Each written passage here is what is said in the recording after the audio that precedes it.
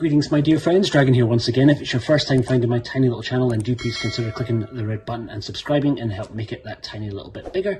I want to talk today about Summertime Machine Blues. This is the Third Window Films release. This is a movie that I have actually already covered before. I reviewed it as part of the first three releases by new Australian label Chameleon Films and absolutely adored their release of it. But really today I wanted to kind of focus on the Third Window Films release here in the UK, and the fact that I double dipped on this movie will hopefully give some indication of how highly I rate it. It's an absolute charming little gem of a science fiction, comedy, coming of age, fantasy type movie, but really impossibly well executed. Directed by Motohiro Katsuyuki, who I think is probably best known in the West as being the director of the live action adaptations of the Bayside Shakedown movies. I think Bayside Shakedown 2 still stands as the highest grossing Japanese live action movie at Japanese cinemas. But today we're talking about this, about Summertime Machine Blues, which is him directing a script by the wonderful Ueda Makoto. Now, Ueda worked on and did the script for Beyond the Infinite 2 Minutes, which again I've previously reviewed. You can find my review to that down linked below as well, which is an absolutely magical little film. I really wish I had seen these when I was going through film school, because both of them really low budget films, but so kind of vastly large in terms of the ideas that they're playing with, although on the surface it seems like they're very simple, but deceptively simple. And I think it's worth noting that the writer, Ueda Makoto, before he was writing films, he was a computer programmer, and I think he comes to it from the same sort of sensibility. There's that notion where if a single line of code in a computer program is wrong, then the whole program doesn't work, and I think he attacks his scripts in the same sort of way. So they're incredibly well and very intricately constructed. I think they started life as a stage play, as did Beyond the Infinite 2 Minutes, from the Europe Kikaku group, and so he's essentially road tested this on the stage and kind of really refined the story. But don't really want to tell you too much about it. I think going into this as blind as possible, you'll enjoy it the most, and though it does hold up to lots and lots of kind of to rewatches. I've seen the movie about 5 times now. I just notice more and more in it each time that I check it out. But really it's a group of friends who are all members of a sci-fi club at their high school, really sweltering through the heat of the summer, taking time out to kind of play some sports, which seems a little bit uncharacteristically sci-fi nerdish, but go with it. It's a really kind of nice small group of like 5 or 6 friends, and then 2 girls who are in the kind of camera club who have a room just aside the sci-fi clubhouse. So sort of they spend their time kind of interacting with each other, and the photography girls end up taking pictures of the guys as they're playing baseball and so forth, and then they'll kind of all hang out in the clubhouse of the sci-fi club together. An accident happens quite early on where they spill coke on the remote control for their air conditioner in the sweltering heat. This is a big deal for them, and they're really kind of struggling to kind of try and endure. And the next day, randomly, a time machine shows up, a working time machine shows up out of the blue in the middle of their sci-fi club. And then rather than deciding to kind of try and change the world or kind of find out what the past or the future looks like, they have a much more kind of practical idea of trying to go back one day and fixing their remote control so that they can enjoy the air conditioner for the summer. And then all manner of chaos and hijinks ensues, as it really does in any good time travel movie, and this is an exceptionally good time travel movie. So if you've enjoyed Back to the Future, if you kind of like that type of sort of mix of whimsy and science rolled together with a kind of degree of paradox with possibly much bigger implications, the idea of kind of potentially kind of wiping out all of existence through a bad decision in a time travel movie is always part of the fun, and that's certainly at play here. And that's about as much as I'm going to tell you about the plot. I think dive into it, like I say, as blind as you can, and you will enjoy it the most. Part of the reason why I wanted to speak about this release is it's absolutely loaded with special features. The Chameleon Films release has a commentary on here, which is pretty great, with the writer and the director, which is not ported over to here.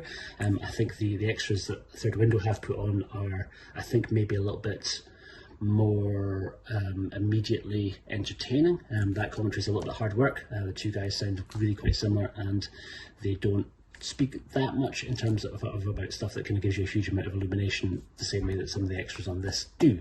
We get a great interview with the writer, with Ueda Makoto, which runs for about 30 minutes. We get 2 short films, 2 time machine based short films, or 2 time travel based short films, one called Time Machine and one called A Little Fugue of Love. We also get a comparison with the stage play that originally inspired it, which is about 25 minutes long and is amazing. The fact this started life as a stage play, and some of the same cast come across into this and also into Beyond the Infinite 2 Minutes is pretty cool. And rounded off by a trailer, but really just an absolutely glorious release. It has gone up onto the Arrow player as well, so you can kind of watch it up on there if you wish, but I would encourage you to try and track down the physical media version, be it the third window release or the Chameleon version, whichever one is easier for you to get. If you're a big commentary fan, then lean towards Chameleon. If you kind of want to know a little bit more about the process of how it came to be, and you're intrigued by the fact that it started life as a stage play, then definitely look at the third window films release, because it's absolutely exceptional. I think alongside Beyond the Infinite 2 Minutes, they make a really great double bill. Both are incredibly whimsical, kind of really charming, and don't take themselves too seriously, and just really a good fun time to watch. Neither of them are heavy movies, neither of them are heavy sets, and both really, really funny in their own sort of ways, but leave you kind of scratching your head and asking quite a lot of questions after, as any good film should do. I think there's a little kind of wee tribute to the film from a different Ueda, from Shinichiro Ueda, the director of One Cut of the Dead, which I would also highly, highly recommend that you track down. If you enjoy that type of Japanese cinema, you will absolutely adore Summertime Machine Blues. I think it's worth noting that this story is done so well that it's spun off into a couple of different forms. So the writer also worked on a manga release called the Tatami Time Machine Blues, which I think has also been turned into an anime adaptation, which I've not seen, but I believe is on Disney Plus, which I do not have. I would also encourage you to check out the Third Window Films podcast. I think on episode 10, they speak specifically about this movie, and Adam Terrell, the man behind Third Window, is joined, as he always is, by Ben, and they kind of speak about the film in a roundabout way without spoiling any of it for you. And I will say, you will never quite look at Vidal Sassoon shampoo bottles quite the same way after seeing this. Anytime that I see them in the supermarket, I automatically now think of this movie and kind of find myself saying certain things in my head, and I'm sure you will too. So yeah, 2 thumbs way, way, way up for Summertime Machine Blues. Just a really good fun, really enjoyable, really funny, and incredibly well made tiny little movie from 2005. I cannot recommend it highly enough. Let me know if you've already seen it in the comments down below. Let me know which other Third Window Films titles you're a big fan of, because I'm always intrigued to kind of check out some of the ones that I haven't already. They're a label that desperately really does need your support, particularly if you're a fan of what Eureka and 88 Films and Arrow are doing. You should absolutely be looking at Third Window Films too, because they don't get spoken about in the same breath, and they should, because they're doing some incredible, incredible work, some really, really great releases, and I would encourage you to jump onto this with both hands. You will find links down below to kind of pick it up at various different places. I think Terracotta are the ones that give back the most amount of funds to Third Window, so it's kind of always a good idea to try and go via Terracotta if you can. But if you'd like to just check it out as a digital streamer, then you can certainly watch it on the Arrow player. You can also kind of find it on Arrow's own website, on Amazon, all the other usual suspects, and I suspect if you've got a high street retailer near you, you might well find it in HMV or in FOP if you're lucky enough to have one of those near you too.